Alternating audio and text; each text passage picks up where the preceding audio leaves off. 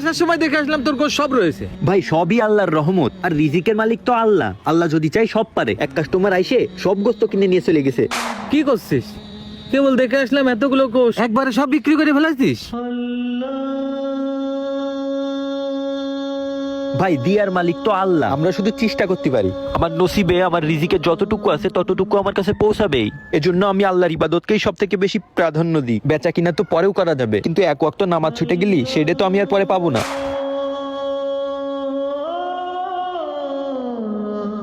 শুধু ব্যবসা করলেই তো হবে না, আখিরাত তো কামাতে হবে। আল্লাহর রহমত যদি আমাদের সাথে থাকে তাহলে আমাদের সবই হবে। আমি তো তাহলে দুই দিকে লস করে ফেলালাম, দুনিয়াও হইলো না আমার, আখিরাতও হইলো না।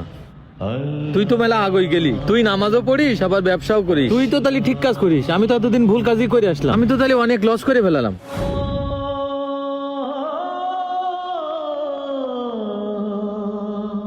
না ভাই, এখনো লস করেননি, এখনো সময় আছে। ওই যে মসজিদে আসরের আজান দেশে, চলেন নামাজ পড়ে আসি। হ্যাঁ চল।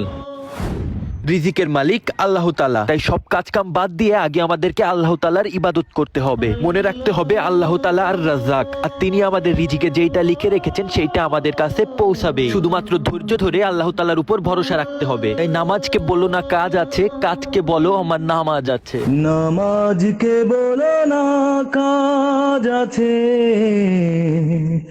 কাজকে বলো আমার নামাজ আছে।